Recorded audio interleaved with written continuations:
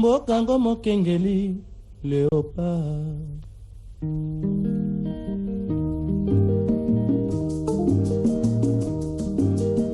Tofungwani misolelo tomoni bozo banyoso tosali oya kobongisa Kongo aveni ebongi tosala moto nyonso ata. Aujourd'hui, je vous assure, nous allons apporter maintenant l'indépendance. Merci de rester fidèle à votre émission Écho du Haut Conseil national de la transition, une émission à caractère politique qui vous informe de toutes les résolutions et des recommandations prises au finissage des travaux de la Conférence nationale souveraine. Notre entretien de ce soir avec le président du Haut Conseil national de la transition, son Excellence Kapend Eli Kanimou Delutte, a tourné sur le recensement de la population en vue des élections de 2023, de la position politique du FLNC, la solution pour apaiser le peuple congolais et d'autres sujets d'actualité. Suivez et on se retrouve juste après. Bonjour Monsieur le Président. Bonjour. Monsieur le Président, c'est le mois de décembre qui nous reste pour aller au recensement de la population. Ceci pour avoir les cartes d'identité et les cartes d'électeurs pour les élections de 2023. Quel sera alors le résultat? Merci pour la question. Je pense que tous les peuples congolais ont la connaissance très bien que le résultat ne serait pas vraiment très positif.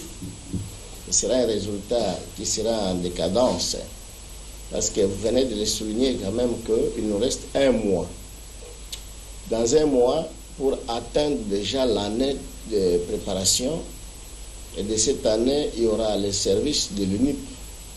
L'UNIP qui doit faire le recensement de la population en République catholique du Congo, jusque-là au point du pays. Alors, on ne sait pas encore combien de temps que l'UNIP a déjà préparé pour commencer et pour finaliser le recensement de la population.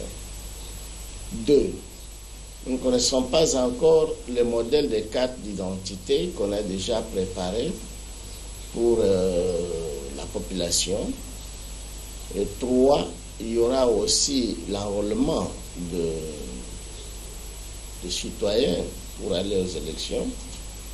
Alors, ce qui veut dire que tout est accumulé à l'an 2022. Alors, la partie qui restera pour terminer, ce sera en 2023, parce que si l'État peut faire plus vite possible, ce qui veut dire que dans la première période ou le premier trimestre, de janvier jusqu'au mois de juin. Cas contraire, si le cas contraire, ce qui veut dire qu'il y aura l'handicap des élections. Monsieur le Président, avec tout ce qui se passe dans notre pays, alors qui peut donner la bonne solution pour apaiser les peuples congolais? C'est nous les vieillards que nous devons travailler le plus vite possible pour arranger la situation de nos enfants et nos futures générations qui sont nos petites filles et petits-fils. Car au contraire, nous mettrons le pays en danger et la population sera en souffrance. Monsieur le Président, les questions nous viennent un peu de partout sur votre positionnement. Les FLNC, le Fonds de libération nationale du Congo, et dans les FCC, dans la MOUCA ou dans l'INOSAC? Nulle part. Le FLNC, c'est un parti libérateur, c'est un parti l'ancien, c'est un parti de la nation congolaise, et c'est un parti salvateur des nations. Alors, il n'est pas avoir déjà un groupe comme tel, mais il est resté toujours naître et en tant que partie de la nation, ce qui veut dire qu'il est avec le peuple. Alors, Monsieur le Président, quelle est la position politique du Fonds de libération nationale du Congo dans cette période actuelle? le FLNC a une position stable. Premièrement, c'est un demandeur de la conférence nationale souveraine, et après, c'est un parti qui veut installer la transition pour préparer le futur, et c'est un parti qui doit présenter sa candidature dans toutes les élections de la République, soit en 2023, soit en 2024. Monsieur le Président, l'Église catholique qui a toujours été soutenue et même applaudie par l'UDPS, aujourd'hui, il est devenu l'ennemi à abattre. Quelle est votre appréciation? Non, toute chose change quand il n'y a pas l'entente. On peut avoir le changement des choses. Parce qu'à l'époque, l'UDPS était dans l'opposition. Alors l'Église n'était pas d'accord de la façon que le gouvernement en place menait la population et la politique de la nation. Alors quand aujourd'hui l'UDPS est au pouvoir, alors ce qui veut dire que l'Église n'a pas trouvé la différence d'hier et celle d'aujourd'hui. Alors ce qui veut dire que l'Église continue toujours sa marche libératrice, qu'il est toujours au devant et auprès de la nation. Monsieur le Président, quand on dépense des millions de frais d'émission par voyage, mais vos enfants ne vont pas à l'école, et vous vous justifiez en disant que vous cherchez l'argent, pendant que c'est vous-même qui les gaspillez, et des partenaires parfois qui ne viendront pas pour investir à cause des raisons évidentes que nous connaissons, peut-on parler de quoi au juste dans ces pays? Je ne crois pas que l'argent qui fait le déplacement des autorités en voyage, ça peut suffire de payer les enseignants de la République catholique du Congo qui sont plus de 18 000 enseignants, je ne crois pas. Peut-être on peut avoir au moins une partie qu'on peut payer les huissiers de 4 à 5 écoles.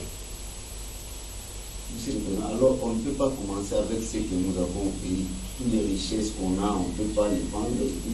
Et au lieu de commencer à les endetter à l'extérieur, il peut nous rendre de mauvais services et nous mettre dans des dettes parfois que nous aurons du mal à payer. Vous savez bien, très bien que pour vendre quelque chose, il faut en avoir. Mais vous ne pouvez pas vendre ce qui est encore dehors de vous et vous proclamer de les vendre.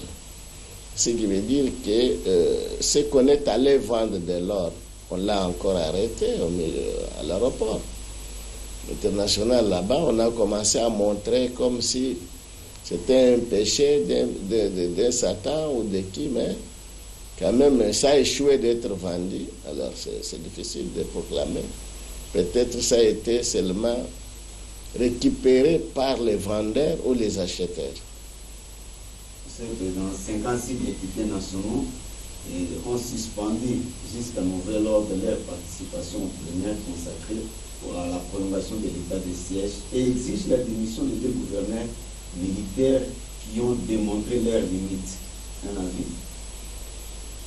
Bon, et tant que les droits de veto des citoyens, ils ont le droit de les parler, mais ils méritent de leur donner la réponse par celui qui avait installé l'état de siège à l'Est.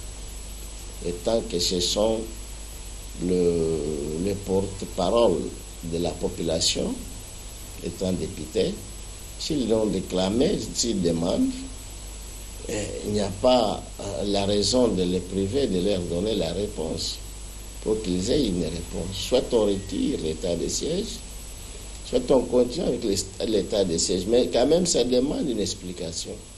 On retire pourquoi, qu'est-ce qu'on a trouvé comme solution, ou on prolonge pourquoi, jusqu'à quand. Alors, c'est ça qu'il faudrait qu'il y ait une réponse. Monsieur le Président, je crois que vous avez vous suivez en même temps avec tout le monde les assises des sommets des G20. Vous avez un avis particulier à mettre? Oui, c'est les bénéfices chaque fois, comme vous connaissez nos frères européens. Sont les chercheurs des sciences Ils sont des scientifiques. Alors, ils projettent des choses futures.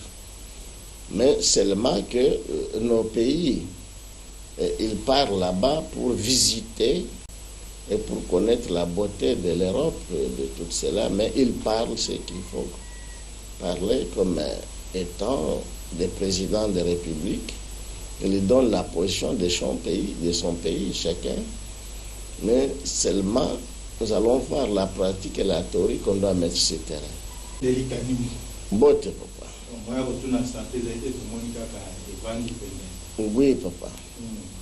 Même quand on tourne au tata ya ubuti ko lo bantam ko na biso za ikuna na boto le bami mingi na ba télévision na ba radio déception o kama ko zo mboka France après si ba ko zo mboka ya biso aboy ko pesa biso bana de o c'est la même one tête et kama ko na biso za kama nyonso humiliation ezande ngi makamo c'est souffrance. Est-ce que tumetuna nani poto yeba mukonzi na biso tango abimaki akendaki na ndako ya président Macron wana ezalaki raconte bango naza bakonzi nyonso na somi wana apesi bango baonso mbote no ya biso aboyi kopesa loboko etikali kaka boye ezozela mbote ye balongi nani ezali nini likambo eza awa monde entier eyebi déjà que virus ya COVID-19 les autres tombent là partout. Président Macron a quelques bangs ou soit où il y a biso banga qui Macron ils ont problème Covid. Na ba nini kalaka président na biso uti ko tala ba cimetière rebelle na Italie. Tala pardon na Israël. Kenda kotala ba tombo ya ba Abraham, ya ba Samuel, ya ba Jésus Christ, sika kunda. Bon, talaka kamba makambe ba mindele tangwa ye déjà ko bima kuna mosusa banga mene comme yango wana politique mboka mwana mboka tomoni awa bato alamuka société civile bato FCC o bazaki penga guerre na lamuka kamata na basango basangani bango nyonso sa liboke moko tambola pour la poste de 6 so telemela makambo tata moko Félix azali kosala et kosuka ndenge yo mona susu makambo to mona ngaba marche ba chrétien bato kufa ebele une bozawa o pekisa bango te. OK.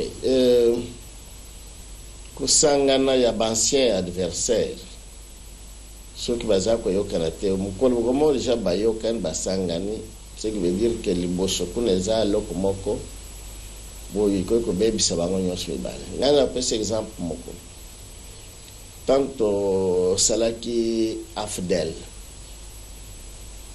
na mona kinga moko na misho eza loga yebisa ngai te ba adversaire ou ba belligérant à Sangana, États-Unis d'Amérique, Chine, ba Japon, ba Corée, ba nini ba France, ba ngonyos, ezali ki distinction lo ba déjà que aux adversaires nangai nini te ba Sangana. Alors ba déjà notre un objectif moko pour libérer Bana Congo. Alors, ce qui veut dire que ceux qui l'amuka, nous avons qui adversaire politique na FCC. Le FCC tango abimi libanda ya pouvoir a commis une opposition. Il faut alloca déjà opposition nine ye azana même pas penser na ye. Quand on montre déjà que la Moukaza a même pensé, alors on a commis mutumoko.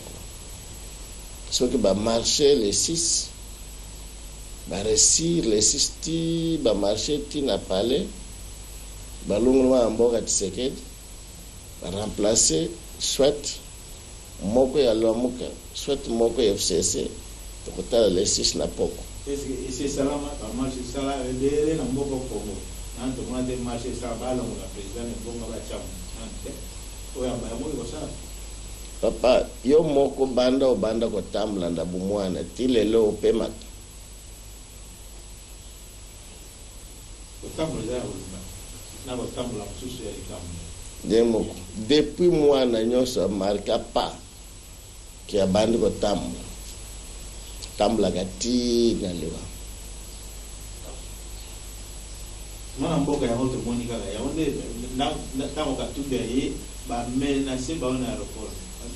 Les autres ndenge kapila ezalaka régime ya kapila abote de kuna passeport ya origine kapila. To hani comme suko mo ko na buri. Bon,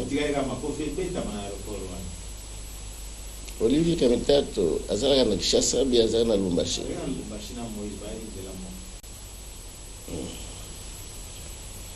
Peut-être moni Moïse azalaka na problème ya tribunal na Lubumbashi. Après tango aye ko bima po ya traitement malade kozonga en tant que politicien à parti politique à celle qu'on a libanda et mon Kamitato azalaki na rébellion na MLC après aye kozala déjà na majorité présidentielle peut-être tango abimaki na Kinshasa tikenda na ye kuna na Lubumbashi akenda ko rejoindre Moïse yo babotlaki passeport parce que ça bateau banyongo bien ça que problème moko boye mukolo ya nyongo na ende azalaki kuna na yango mona dire que Moïse azongi Lubumbashi na 2 jours oya yaki azongi après balobija que akoya le chouchou après peut-être que déjà kokozwa koko il y a déjà à Sangana ensemble. Mwana mboka eloko mozo panda na Bongo ezoka musabatu. Landaki na italike na bunya buna territoire ya Tchou. Bakoli ko bazoni bakami territoire na zone avec force. Mais toujours moi ma capitale ici. Pasola de Bazako. On a parlement ba député ya est de Balobaki. Azwaki déception makasi na mwana mboka kapunda lobibino bocha makela pamba makaboza kati bato bazokufa kuna banana bango batote banzinzi to bazaba na Kongo kamoni aussi longtemps que toyebi ke na mboko oyo kakamayela vangi wana ko kolombo kazali alors bapotopoto ya boyo so tokondima yango te eza ndenge l'Est depuis 1996 côté Afdel et bande difficulté dans l'Est. Il y a Tilelo et Bitumba. Ils allaient la milice, la joie comme un mindouk. Pour y avoir une solution, et singulier mindouk na mindouk, mais il y a le bosso, ils allaient dialogue. Dialogue déjà pour nanini ajimendoka les restants il y a basoda nombre ya basoda na yebi bien que en 2008 c'était si je ne me trompe pas c'est qui l'église mai 2008 contingent ya Monique à l'époque bakenda na l'est 18 000 casques bleus 18 000 les 10 ezalaki un certain mercredi cérémonie na ba 11h na Izal qu'on a déjà na kati ya Monisco donc ezalaki Monique lelo Monisco 18 000 bakenda na l'est tilelo après tina basoda ya faire d'essai ba mons bakekona il y a presque maintenant 20 ans cela n'a pas besoin de mais belé mais le problème est que nous avons na l'est soki ke déjà ke ake kobunda mpo alongola bamilisi aye koza ati nombre ya bamilisi ekomi ebele ce veut dire moto nyonso azoforme milisi ye moko kuna ezali riseke te eza zone ya richesse soki olati milisi na nzoto na yo te ovivre bien te à part eloko yaka kolongola bamilisi kuna ezaka volcan. Comme bino mwana mboka kapeni bozali wana babike bino bozali expérimenté na makambo wana. Non, mpona biso papa na webisa déjà que ngai na bango baza bana soki kaka lelo na prêté serment lelo 6 jours eza ebele bango mwana na mwana ye moko akoya ye moko akobima deja wana ye moko apesi arme na ye aza sans que bamba batouche ye. Serment mwana mboka yango bana mboka kongo baza kozela mwana mboka bakaka na prêté serment ekozala lelo serment mokolo nini serment oyo ya biso ekeseni serment na biso ekeseni na oyo elekaki na limete wana eza serment individuel. Serment oyo nazoloba ya cour constitutionnelle baye déjà wana cérémonie kitoko wana nde serment wana mais babetelaka tolo to yo moko ke bon ngai nde naza déjà digne na prêter serment kaka na joli site à tête. mboka baza kozela likambo dossier ya cour constitutionnelle position mwana mboka yango toyoki bozoloba likambo prêter serment elingi koloba kozwa président bokonzi pour sikoyo ye nde kolo makambo avandeli ndenge avandelaki ntango ya kabila o azozela susu nini. Bon wana toyebi te mais à vrai dire ngai moko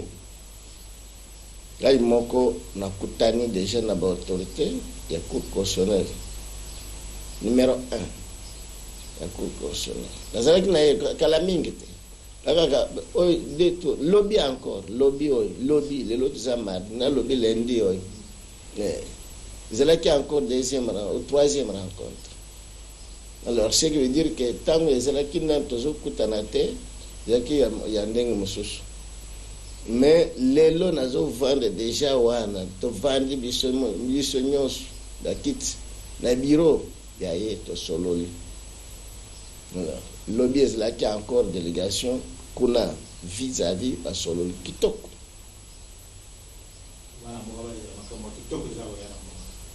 makambo ya kitoko ezali transition na élection.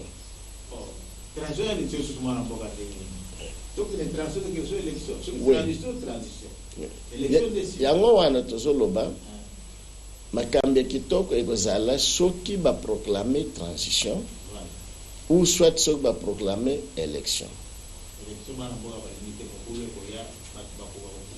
Bon biso tozali prêt nande nazoloba awa élection toko gagner sans faille. Transition toujours diriger biso moko encore na kitoko nyonso nde nzela wana toza nango ya kala wana toza koloba déjà totikala bana mais ya mbala oyo tozali na nyonso élection tokei na élection après toza sûr et certain tokobeta match moko ya lisekete campagne ya nini ya transition toza c'est ce qui veut dire moment où tovandi awa toyebi très bien que toza déjà prêt à tout. Mwana mboka bote koloba itandike awa abanza soki na bosanité ikoloiti koleka na digital bolobi seni ya mwana mboka Félix parlement ya mwana mboka Félix sénat ya mwana mboka c'est pour constitutionnel ya mwana mboka ozokela élection osala nini siko bino abo confirmer que élection boza prêt yango wana ministère intérieur ezali ya présidence seni ya présidence cour constitutionnelle ya présidence. Alors pour motif que toujours pour écarter nyonso wana il faut biso tozala na kati parce que biso tozala ba libérateur. Il faut tozala na kati en tout. Parce que soki totikeli bango élection moko ko gagner par injustice. Il faut tokene élection tobeta ba voix moko oyo esalama te. Soki ezalaka 100 sur 100, monsieur tokobeta 180 sur 100. Voilà. Voilà l'histoire dans le monde. Na monde tikala bo. Voilà mboka ba enseignant ba uti ko lela awa. Ko moni be ko musu ba saba lo ba banda, musu ba bandite, musu ba banda. Oto e musu ba leki na radio ko lo. A même bon o ba lo pesa ba député. Na ba pesa miti. Ata un quart.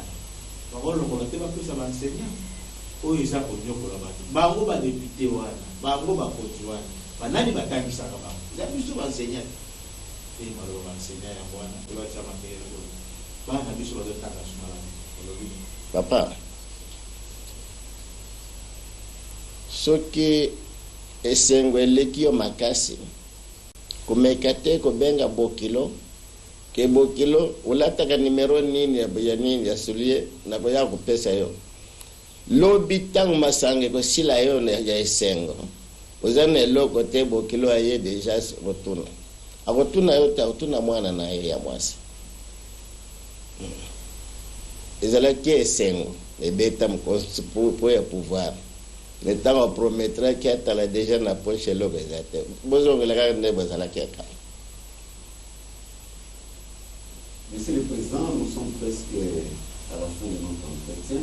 Les Congolais pensent aujourd'hui à leur futur aussi longtemps que rien ne marche. Jusqu'à quand il faut attendre? S'il y a une période d'attendre maintenant, je pense que les Congolais doivent avoir encore patience de 5 ans. 5 ans de la patience. Si on rate les 5 ans, c'est que les Congolais peuvent avoir déjà encore une patience de 30 ans. Alors, Monsieur le Président, à votre avis, qu'est-ce que vous demandez à ces peuples? De continuer à attendre ou de faire quelque chose? Non, moi je demande le courage aux membres de FLNC, de l'OTAP et du Haut Conseil national d'avoir une détermination afin de mettre le Congo à sa place et de donner la joie au peuple congolais.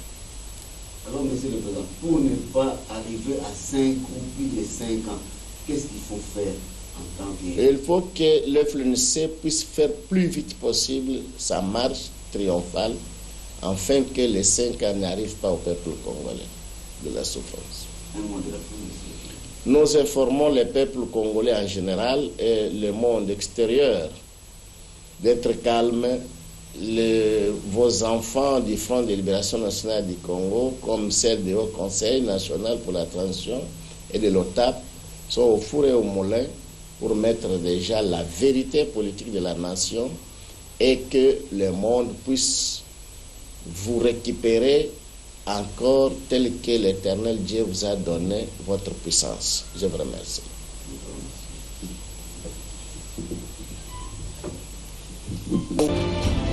C'est la fin de votre émission. Merci de votre fidélité. Merci également à l'équipe qui m'a tenu compagnie ce soir.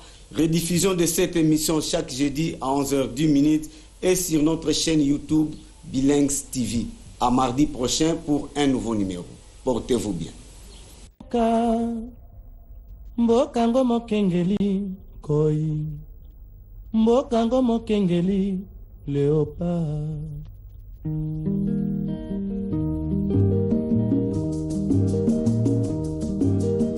Tofungwani misolelo, tomoni bozo banyoso tosali. Oya kobongisa Kongo aveni, ebongi tosala, moto nyonso ata. Aujourd'hui, je vous assure,